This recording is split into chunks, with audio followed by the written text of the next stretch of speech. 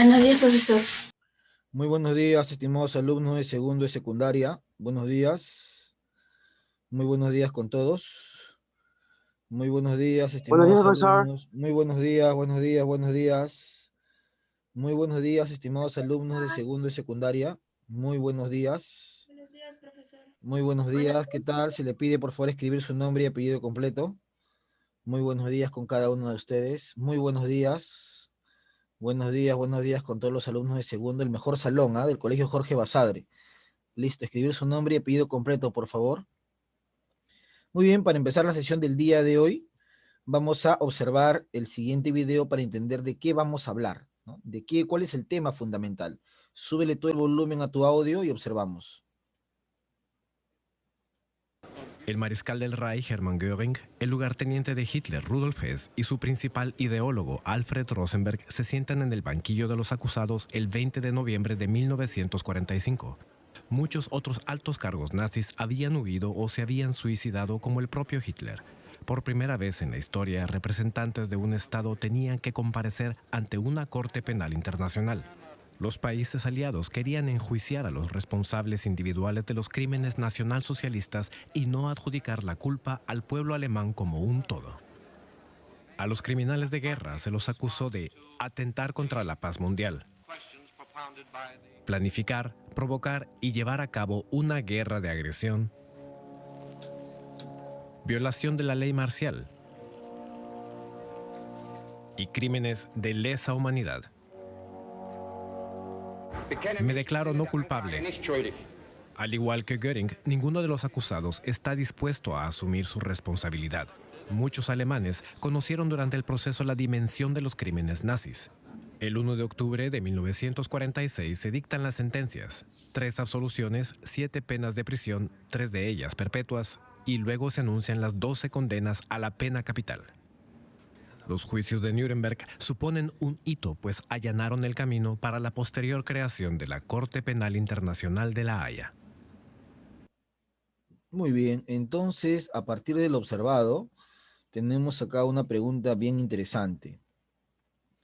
¿Qué sucedió después de la Segunda Guerra Mundial? Levanta tu manito, por favor. Te escuchamos. ¿Qué nos dice el video? Gabriela Núñez, te escucho. Hubo juicios o un conjunto de procesos judiciales después de la Segunda Guerra Mundial. Perfecto. Cubas. Después de que Hitler se suicidara, o sea, de ahí ya terminó toda la Segunda Guerra Mundial, sí, como dice mi compañera, hubo juicios para ver cuántos eran culpables por los genocidios, todo eso, todo lo que hizo por el Holocausto. Claro, muy bien. Los personajes que menciona el video, en realidad, profesor, hace referencia, primero que nada, a sentenciar, o mejor dicho, a llevar a un proceso en una corte marcial a cada uno de los elementos que formaban parte del régimen nazi, ¿no? Ustedes saben, y lo hemos, bueno, con ustedes todavía no me parece, pero seguramente que ya en grados anteriores lo han podido observar o escuchar o llevar. Durante la Segunda Guerra Mundial se cometieron crímenes de lesa humanidad. ¿Qué significa eso, profesor? Que se atentaron contra uno de los derechos más importantes del ser humano, no solamente por el lado de atentar contra los judíos o contra la nación semita, sino que en realidad con diferentes elementos de la humanidad, de los bandos, unos a otros, fueron mutilados, heridos, se hicieron experimentaciones, todo un caos. Y eso llevó un poco a entender que debería existir una norma que regule la defensa y que además siente una posición sobre algo que hasta ese momento no existía, ¿no? Siempre se tenía en mente que la guerra era pues el momento en el cual muchos estados podían hacer lo que le da la gana, ¿no? Pero en la actualidad existen normativas que van para un tema internacional y que tienen su precedente en los llamados juicios de Nuremberg. Todos aquellos que formaban parte del régimen nazi van a ser judicializados y al final del video nos dice algo importante. Muchos de ellos terminan con la pena capital, es decir, con la muerte, ¿no? Ahora, es algo también cuestionable porque ¿cómo podemos sentenciar a alguien que si bien ha cometido atrocidades, ¿cómo se puede pagarle con la misma manera? No es todo un tema de debatible. Bueno, a continuación viene un segundo video que está relacionado también con el primero, ¿no? Vamos a ver quién se da cuenta de la relación. Tenemos por acá lo siguiente y vamos a escuchar un poquito. Y esta mañana el Poder Judicial ha ordenado al Ministerio de Salud y a de Salud respetar el deseo de eutanasia de Ana Estrada, mujer que padece de una enfermedad degenerativa e irreversible. Una lucha que comenzó hace mucho podría llegar a su final muy pronto. Esto se trata de la libertad. No se trata de querer morir. Yo no me quiero morir. Yo lo que quiero es la libertad de poder elegir. Si es que en algún momento lo necesito y lo requiero, poder elegir morir para no sufrir. Ella es Ana Estrada. A los 12 años se le detectó una enfermedad degenerativa e irreversible llamada poliomiositis. Aún así, estudió psicología y pudo trabajar hasta que su condición le quitó esa posibilidad. En 2015, conoció lo que es estar en una unidad de cuidados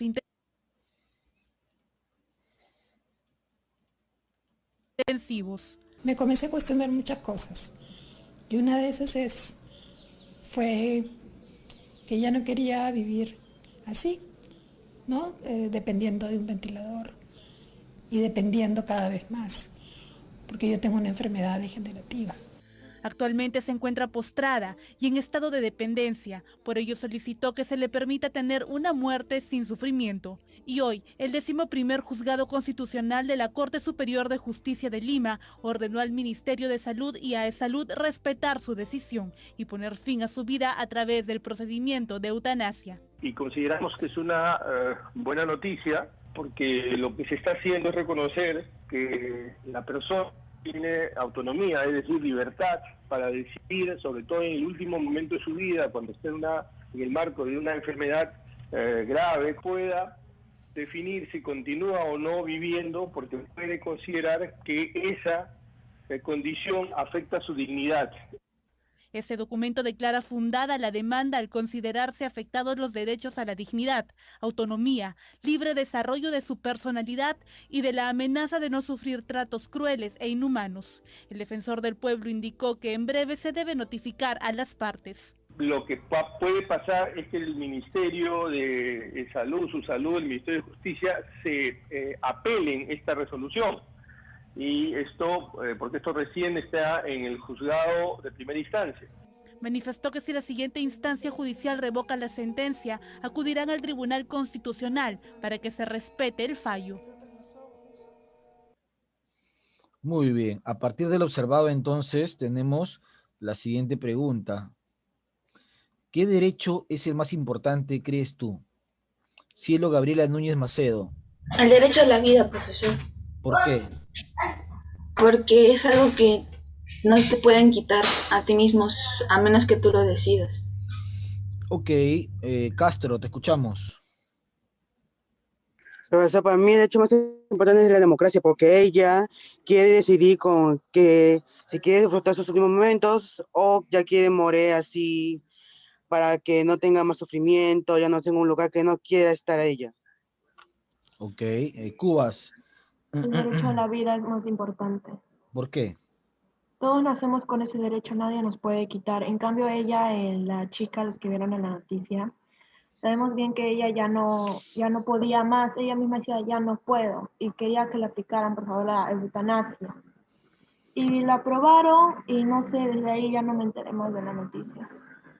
Claro, Ana Estrada es uno de los casos particulares que hay siempre en una sociedad, en un estado, en el cual un poco entra el debate, ¿no? Esto de ella lo que deseaba era una muerte digna, ¿no? Una muerte sin sufrimiento aparentemente, aunque resulte contraproducente, porque uno diría, una muerte siempre trae sufrimiento, sí, pero hay casos como el de ella, que poco a poco su condición se iba agravando y lo que ella pedía es que ya no quería sufrir más, pero entraba en un debate, porque tal como han dicho ustedes, el derecho más importante es el derecho a la vida, ¿no? El Estado protege ese derecho, protege la dignidad de la persona humana, lo dice la Constitución política.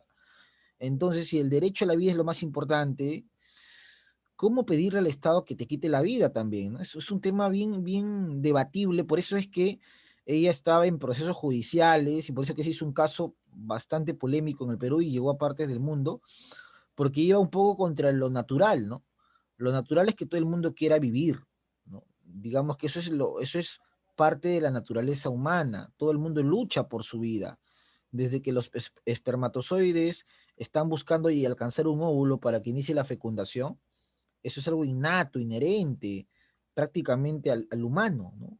Por eso que en muchos estados se debate todavía el tema del aborto, si debe ser permitido o no. ¿Por qué? Porque es un poco regular esto de lo que tiene una persona. Y también en muchos estados se debate si dentro de los castigos que se deben imponer está el tema de la muerte, ¿no? Hay mucha gente que dice, pero robó, pero mató, pero violó, y exigen la pena de muerte, la pena capital. Y en muchos estados de derecho, ¿no? Donde predomina el tema de la ley, se debate si es que eso debería ser aplicable, o en todo caso, al aplicar esto de la pena capital, generaríamos más violencia, ¿no? Dicen algunos, la violencia no se puede combatir con más violencia, ¿no? La muerte no se puede combatir con más muerte. Otros dicen, no, pero basta que se aplique, la gente por el miedo ya no lo va a cometer, ¿no? Entonces, entran al debate, entran a la polémica, pero bueno, estamos viendo dos videos, os hemos visto dos videos, uno ligado ya hace bastantes años, casi 50 años, un poco más, es el cuando termina la Segunda Guerra Mundial, 1945, y se conoce como los juicios de Nuremberg, ¿no? Donde se sienta la base de lo que serán más adelante y lo que vamos a ver el día de hoy. Porque en el segundo video se habla de uno de los derechos más importantes que tiene el ser humano. Y se repiensa y se piensa y se piensa. Es más, el fallo del Poder Judicial ya salió hace exactamente unos 6 meses, salió el fallo aprobatorio y ahí se mencionaba la resolución de lo que decía el juzgado, bien interesante. Entonces, profesor, a partir de lo que hemos visto, podemos mencionar el tema y el título de la clase. Nosotros vamos a trabajar el día de hoy en la semana número 6 en DPCC, los derechos humanos. ¿Ya? Este es el tema de la sesión, derechos humanos. Vamos a ver los derechos humanos desde otra óptica. Normalmente siempre se suele empezar por qué son los derechos humanos, pero ya estamos dándonos cuenta de qué podrían ser en base a los videos, ¿no? Y podríamos también mencionar cuál es el derecho más importante que tiene el ser humano. Bueno, las normas recuerden siempre el tema de enviar los productos, las evidencias, la participación oral, y a partir de entonces lo que hemos visto, podemos encontrar lo siguiente, ¿no? El título de la clase. ¿Qué son los derechos humanos? ¿Cuándo surgieron? Entonces, esa pregunta te la hago a ti. ¿Qué son los derechos humanos? Mano levantada. Castro, te escucho. Los derechos humanos son condiciones que permiten a la persona hacer lo que quiere o hacer su realización. Ok, muy bien. ¿Alguien más por ahí? ¿Qué son los derechos humanos? ¿Qué entendemos por derechos humanos? A ver, vamos a ver en el chat, me han escrito.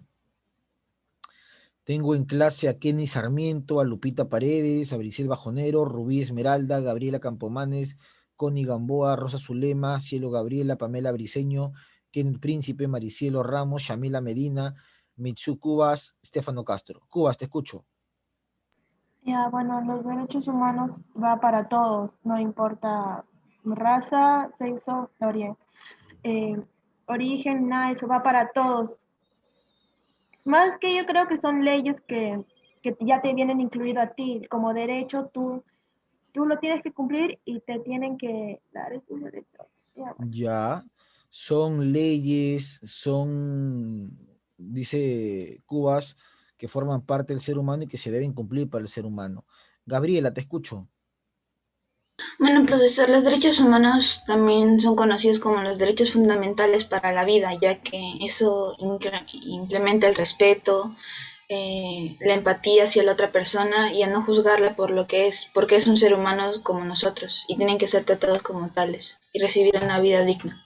Ok, has dicho varias cosas interesantes. Vida digna, tratados, como lo que son. Mari Ramos, te escuchamos. Son normas que reconocen y protegen la dignidad de todos los seres humanos sin importar su nacionalidad, lugar de residencia, su origen sexual o lengua, religión. Ok, claro, una característica que tú has mencionado es que son universales.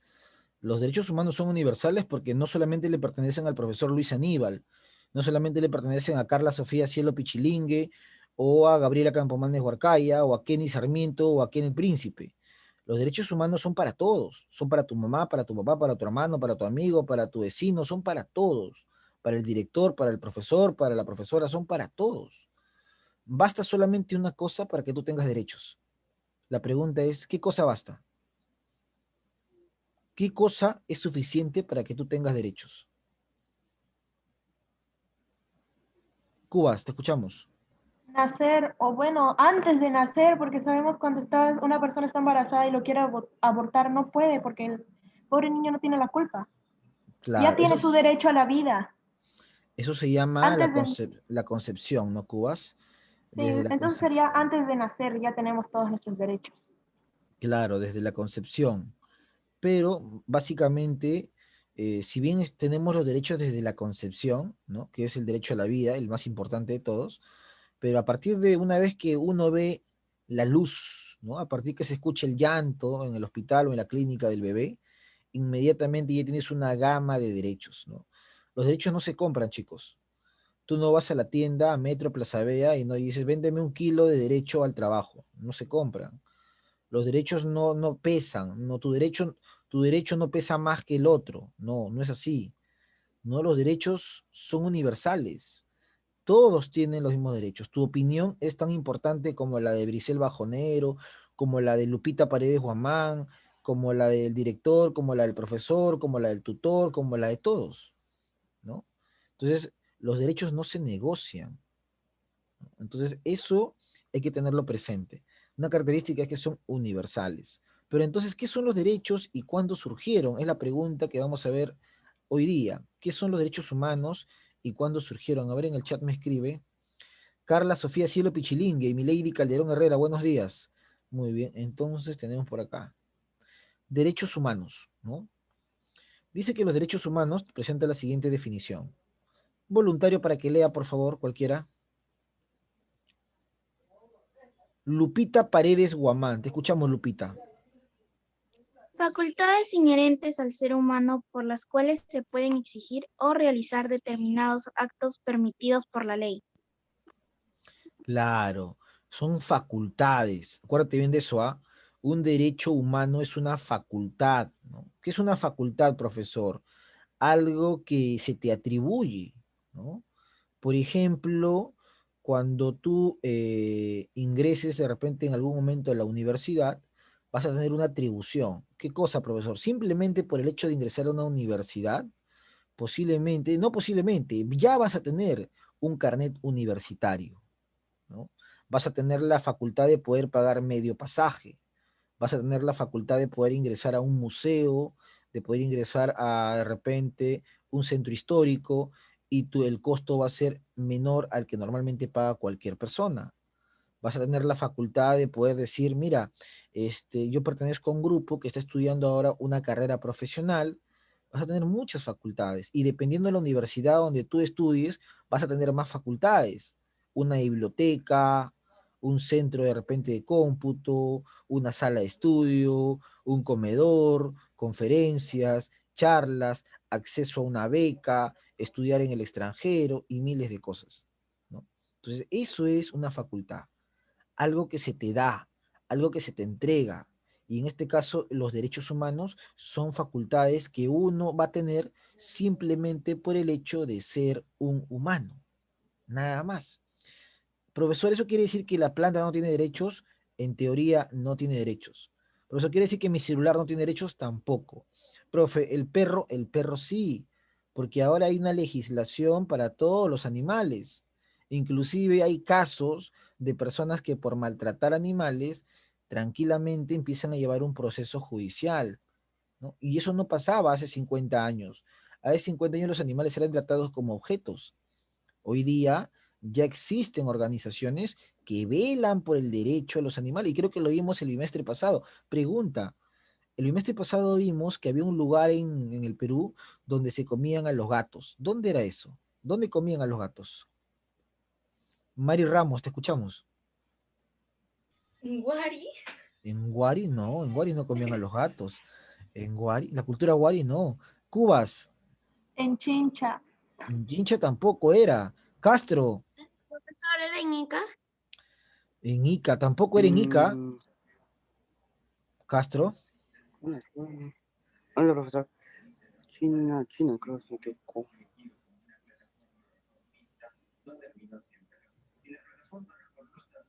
a ver, Mari Ramos, te escuchamos, Mari.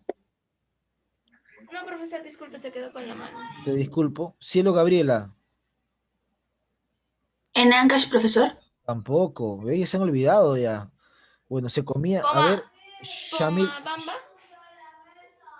No. ¿En Capón? Shamila, ¿dónde es Shamila? Shamila, bajo la mano Shamila, ya. ¿En dónde Mari? Mari Ramos. No, Pomabamba tampoco. Pomabamba es Ancash, al norte. Bajen levanten la mano y abren el micrófono, si no lo apagan, porque si no se acopla varias voces. Profesor, último, ¿Cañete? Muy bien, en Cañete, pues. En Cañete. También en el chat Gabriela. Muy bien, Ramos y Gabriela. En Cañete, ¿no? Ahí vimos el bimestre pasado que se comía gato, por ejemplo. Y vimos que había todo un tema de grupos que iban contra eso, ¿no?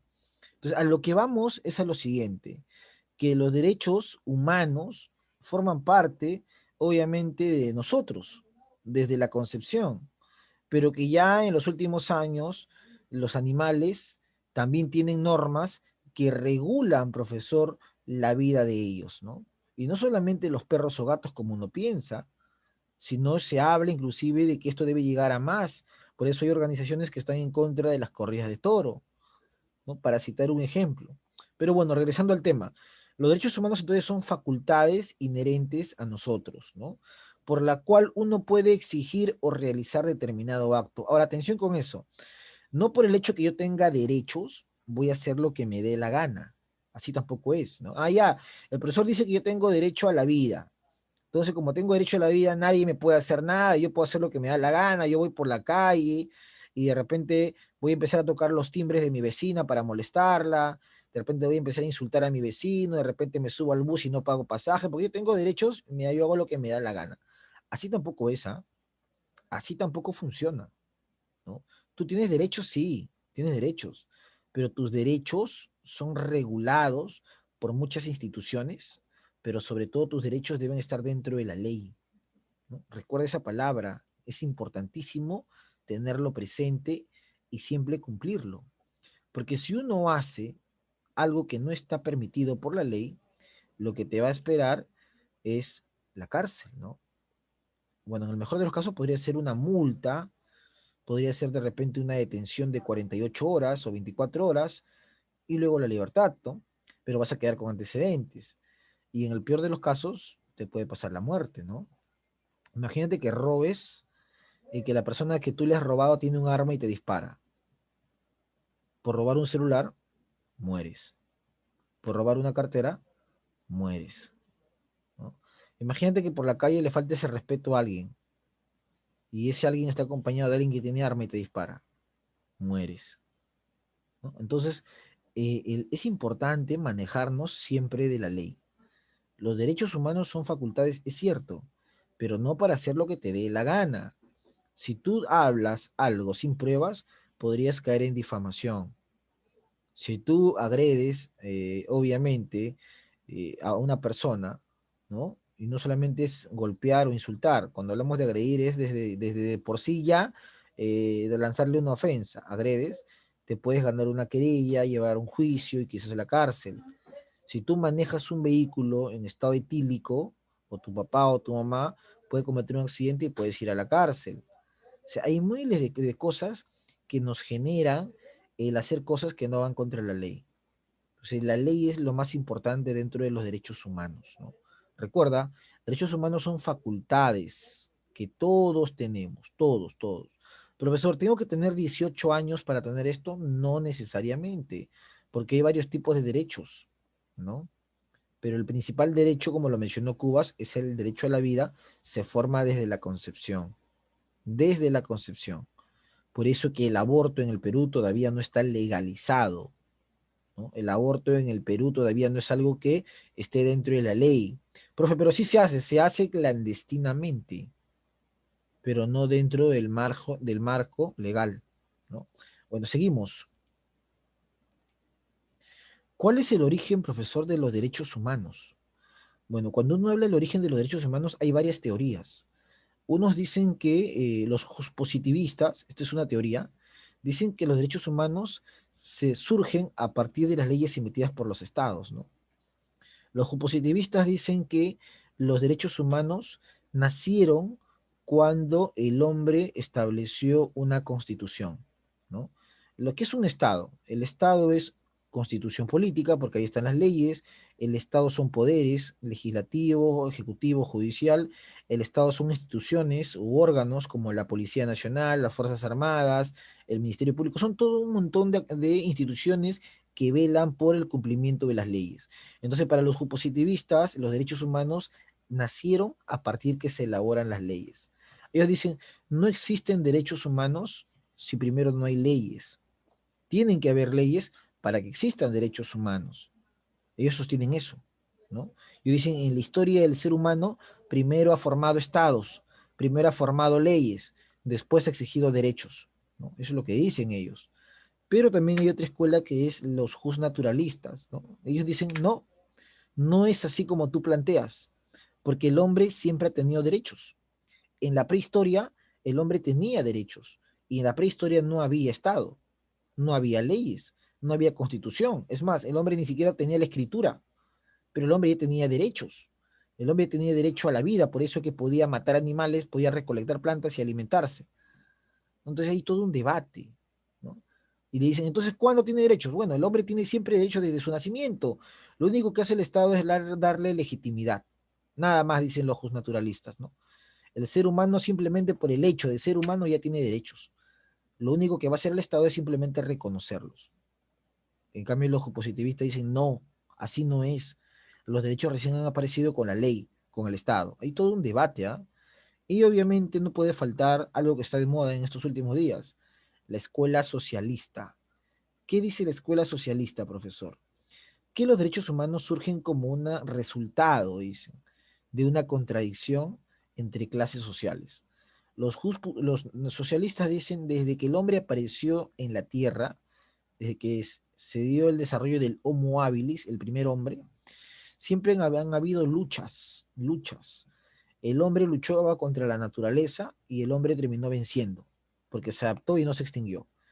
Luego, el hombre en algún momento perdió su libertad y se volvió esclavo y empezó a luchar contra su esclavista, ¿no? Patrón contra esclavo, esclavo contra esclavista. Luego el hombre se volvió siervo y trabajaba la tierra, siervo contra señor feudal contra siervo. Luego el hombre se volvió profesor obrero, obrero contra capitalista, proletario contra burgués, ¿no? Entonces, los socialistas dicen, los derechos han surgido siempre como esta contradicción. El hombre siempre ha luchado, primero por su libertad, segundo luchó por un salario, tercero luchó por unas mejores condiciones, y esa lucha constante le ha ido generando y ganando derechos, es lo que dirían los socialistas. Bueno, entonces tenemos qué son los derechos, facultades que son inherentes a ti, al ser humano, pero que se deben realizar dentro de la ley, ¿no? Tenemos el origen, positivista, naturalista y socialista. Y ya que hablamos del origen, hay que recordar este momento, pues, porque o sea, los derechos han aparecido en distintas épocas de la historia, pero yendo exclusivamente a los derechos ligados al tema de la vida, por ejemplo, al tema de la lesa humanidad, al tema de la paz, la publicación de por sí tiene recién su origen acá, en la Asamblea General de las Naciones Unidas, el 10 de diciembre de 1948 en la ciudad de París. Justo cuando ya había terminado la Segunda Guerra Mundial, se dio esto, profesor, de esta asamblea donde participó también el Perú. Acá está la bandera. Ahí está la bandera, ¿no? participó el Perú como miembro de esta asamblea que va a discutir, ¿qué cosa, profesor? La Declaración de los Derechos Humanos, ¿no? Entonces, la Declaración Universal, porque se aplica para todos los estados que forman parte de la ONU, porque hay algunos estados que no son parte de la ONU y donde, por ejemplo, se ejecuta la pena de muerte, ¿no? Pero la gran mayoría de estados tienen la obligación de respetar esta declaración, ¿no? Que consta básicamente de un preámbulo, una introducción y 30 artículos.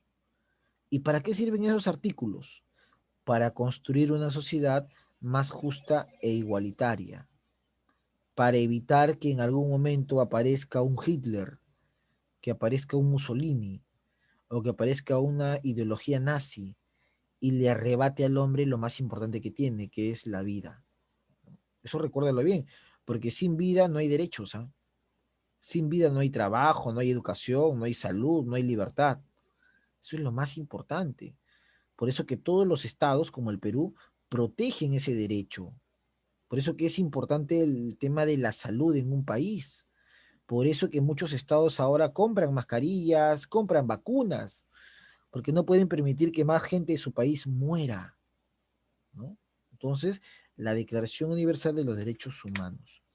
Bueno, ¿cuáles son las características de los derechos humanos, profesor? Y ustedes han mencionado varias al inicio de la sesión. Por ejemplo, dicen que son inherentes. ¿Cuándo un derecho es inherente? Es inherente cuando son propios a nosotros. Simplemente por ser humanos ya tenemos derechos. Los derechos nosotros no los alquilamos. No, yo no le digo a alguien, oye, alquílame pues un derecho al trabajo, ¿no? No, no, el derecho te pertenece. Por eso que existe estas leyes que regulan la discriminación dentro de un trabajo, ¿no? O sea, por eso que el trabajador tiene sus derechos y también tiene sus deberes, ¿no, profesor? Entonces, son propios a ti, inherentes. No puede venir la policía y te va a quitar ese derecho.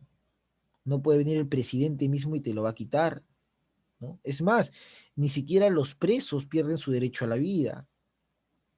Porque si eso pasara, no existirían los presos, pues simplemente todos estarían muertos. Ellos están recluidos en un penal porque han sido, obviamente, han cometido actos fuera de la ley y lo que ha pasado es que su derecho a la libertad está siendo restringida, suspendida, ¿no? 15, 12, 8 o a veces de manera perpetua, dependiendo del delito que ha cometido. Pero no es que ellos ya perdieron el derecho a la vida y los vamos a matar, no es así, porque inclusive hay muchos presos que dentro de la cárcel estudian o trabajan en talleres, porque lo que busca el Estado es una reinserción de ellos a la sociedad. Claro que eso no pasa muchas veces, ¿no? Salen de la cárcel y a veces salen peor, pero la teoría dice eso, ¿no? La reinserción a la sociedad. Bueno, otra característica es que son universales. La pregunta es, ¿por qué crees tú que un derecho es universal? Levanta la mano. Mario Ramos, te escuchamos. Porque no solamente se ejerce en el Perú, sino en todos los países. Claro, muy bien, Mario Ramos. Son universales porque no solamente yo lo tengo acá, es decir, por ejemplo, el venezolano, ¿no? El venezolano que ha llegado el año pasado, que ha llegado el mes pasado, de repente por tu cuadra o por tu casa hay venezolanos o venezolanas. Entonces, él está trabajando en el Perú. Un derecho universal es al trabajo, por ejemplo.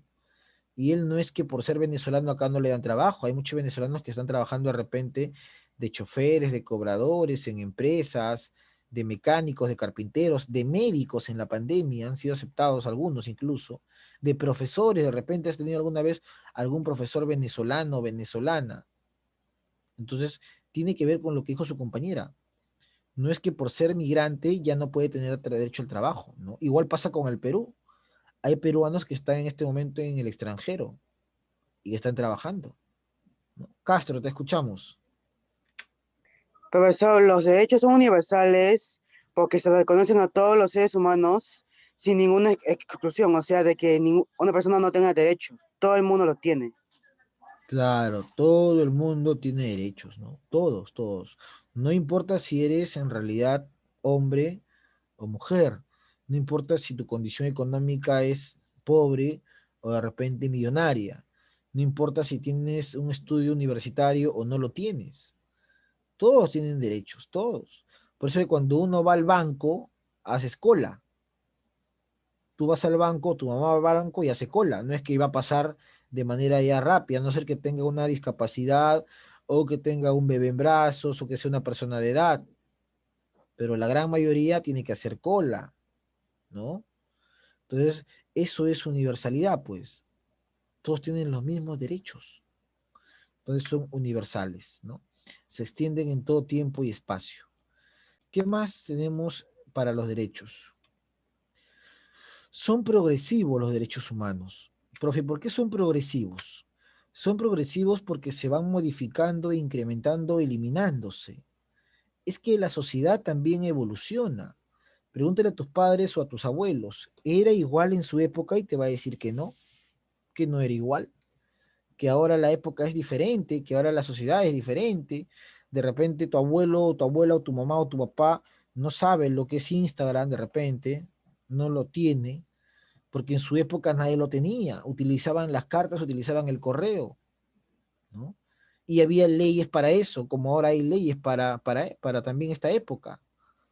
Por ejemplo, antes no se pensaba que uno podía acceder a información por el Facebook o por el WhatsApp. Ahora hay que hacer leyes para que protejan eso, para que regulen tus datos de las redes sociales, ¿no? Antes de repente no existían las tarjetas o los cajeros. Ahora hay que hacer leyes para que regulen la protección también de eso. Entonces, son progresivos, se van modificando porque la sociedad va evolucionando, pero también en algunos casos se van eliminando, se van perdiendo, porque ya prácticamente hay costumbres que ya han quedado en el desuso, ¿no? Hay costumbres que ya poco a poco el hombre las ha ido dejando por lo mismo del avance de la sociedad, ¿no? Bueno, seguimos avanzando. Son inviolables. ¿Por qué, profesor? Porque un derecho no puede eliminar otro derecho. ¿No? No se puede actuar de manera legítima. Yo no puedo, yo tengo derecho de repente al trabajo, pero mi derecho al trabajo no puede hacer que yo vaya contra el derecho a la vida de esa persona. Es que, por ejemplo, pone un aviso para un puesto y solamente necesitan a uno y hay muchas personas para ese puesto. Entonces, yo tengo el derecho al trabajo, sí, pero por yo tener el derecho al trabajo, yo no puedo matar a todos para quedarme con el puesto. ¿Qué significa? Que un derecho no puede ir legítimamente contra otro, pues. Son inviolables, ¿no? Si yo tengo derecho a la vida, yo para vivir no debo matar a otro, porque ese también tiene derecho a la vida. Si yo tengo derecho a la libertad de expresión, significa que yo para opinar o para hablar no debo callarlo a él. Él también tiene que opinar y hablar. Eso se llama debate, ¿no? Por eso debaten ideas.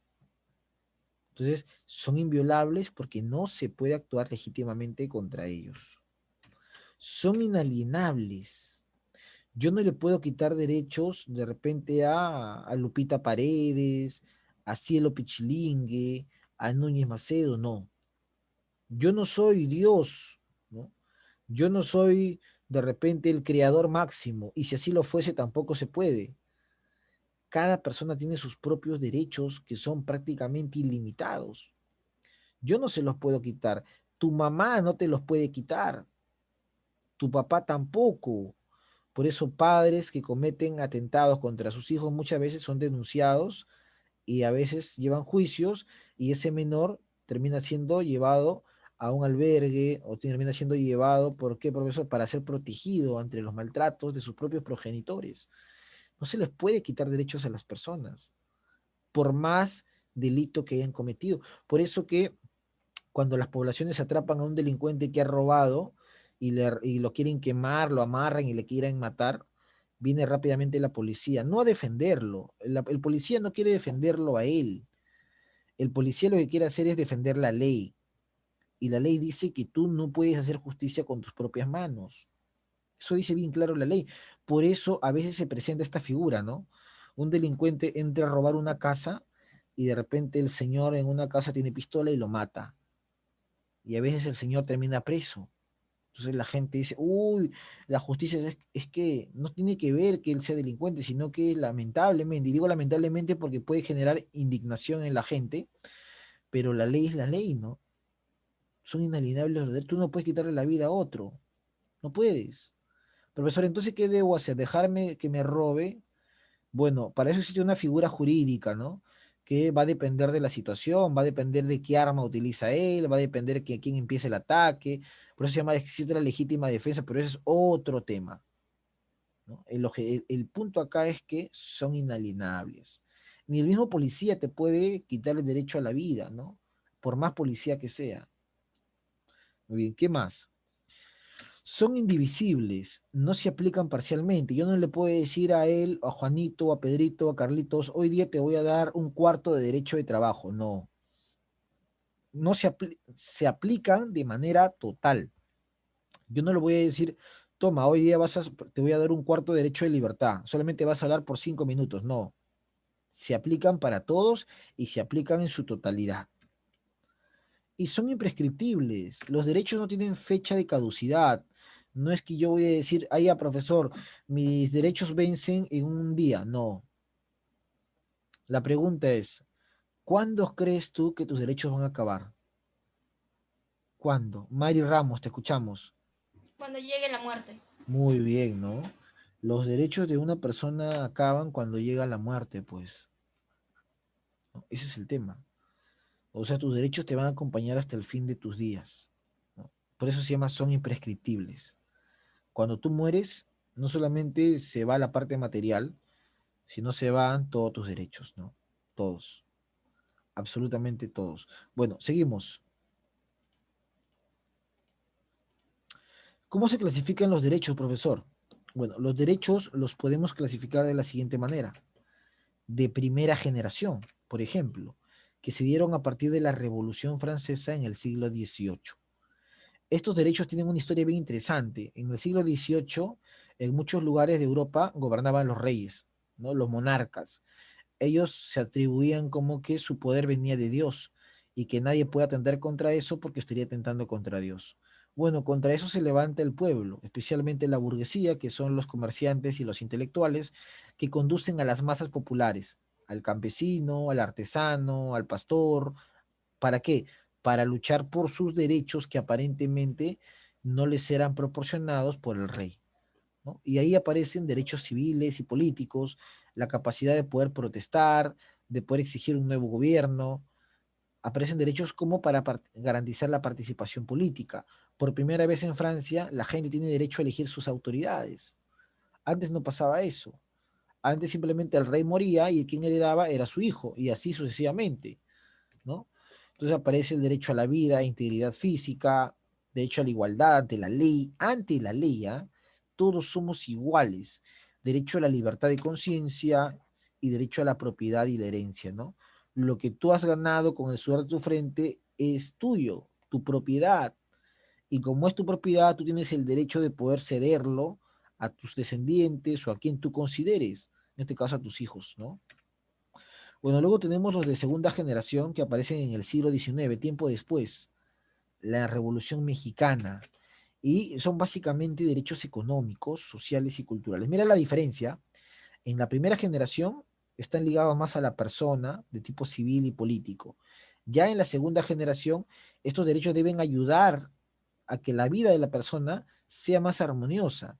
Y para que tu vida sea más armoniosa, debes tener trabajo, debes tener cultura, debes vivir en una sociedad sin discriminación. Por eso son estos tipos de derechos, ¿no? Garantizar una vida digna para ti y para tu familia. ¿Qué te ayuda a garantizar una vida digna? La educación. La educación libera al pueblo de la ignorancia.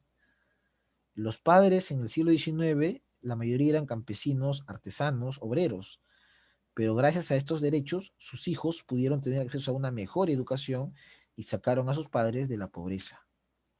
El trabajo te dignifica, te construye, te enorgullece, y la salud, fundamental, ¿no? Entonces, son derechos que uno tiene. Ahora, los derechos no solamente uno lo ha obtenido por nacer. Estos derechos, los de segunda generación, son consecuencia de, ¿qué crees tú?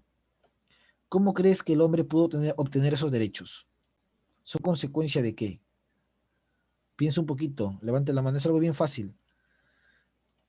¿Cómo crees que el hombre pudo obtener derecho a la salud, al trabajo y a la educación? ¿A través de qué? ¿Qué cosa tuvo que hacer el hombre para conseguir estos derechos? Mari Ramos, te escucho. Una manifestación. Claro, por eso dice Revolución Mexicana, ¿no? El hombre no solamente vivía, ya, yo tengo derecho a la vida, ok, nazco y listo, ya. Yo soy igual ante la ley, ya. Yo, Juan y Pedro somos iguales, ya, listo. Yo puedo expresarme lo que yo pienso, lo que yo siento, ya. Yo tengo derecho a lo que trabajo o a lo que heredo es mío, ya.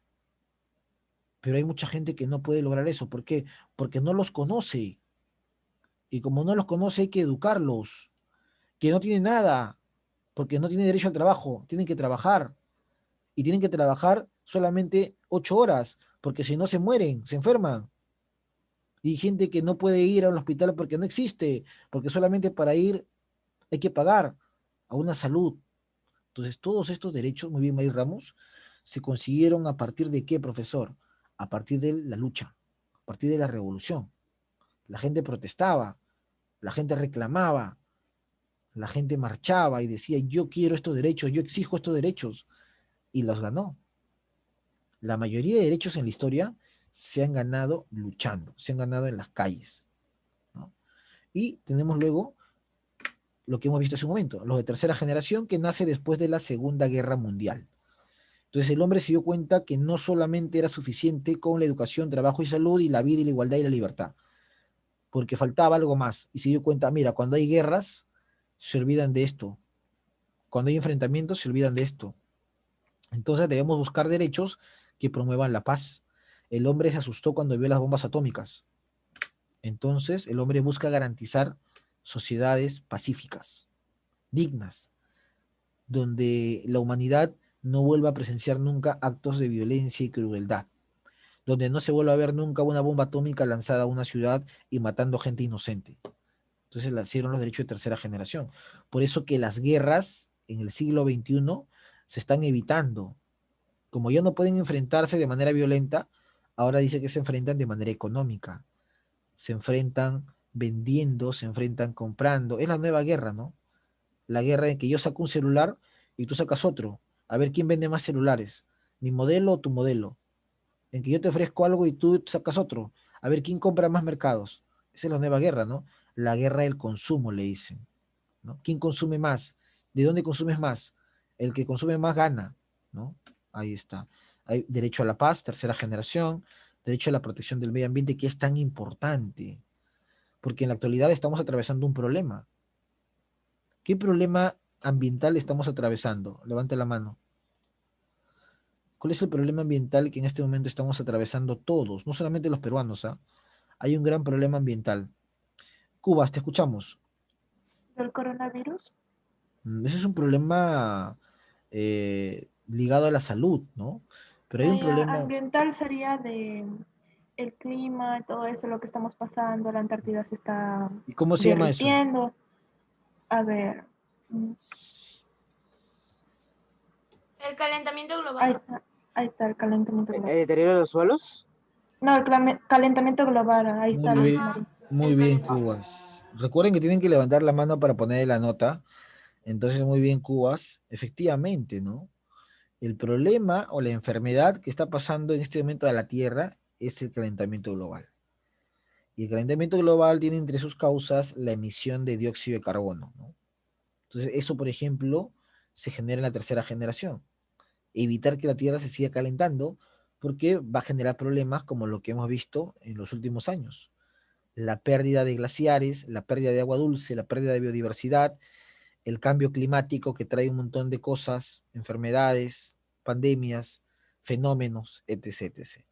Bueno, entonces a partir de eso vamos a dejar el producto que son 5 preguntitas a partir de lo visto el día de hoy. Solamente antes de irme, 3 preguntas. Pregunta número 1. Los derechos humanos se pueden resumir en una palabra. ¿Cuál sería la palabra? ¿Qué son los derechos humanos? Una palabra. Mari Ramos, te escucho. Leyes. No.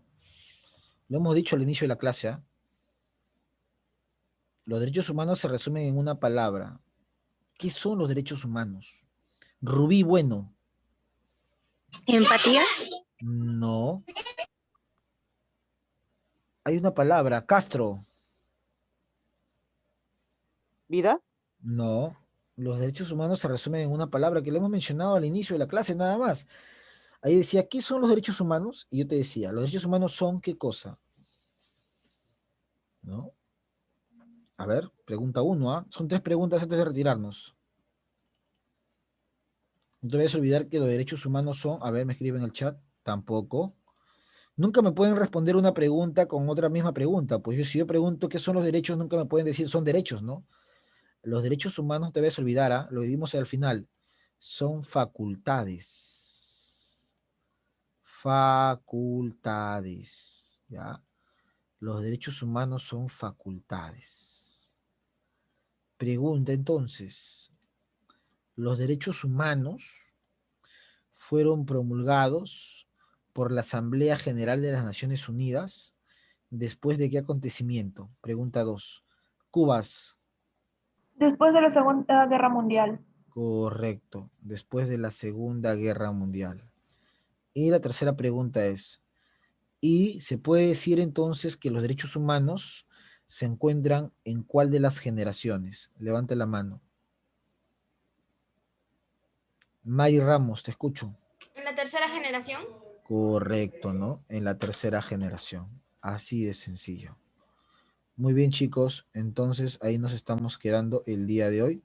Cuídense mucho y nos vemos el día de mañana en geografía. Un Chao, abrazo. profesor. Hasta Chau, luego, chau. profesor. Ok.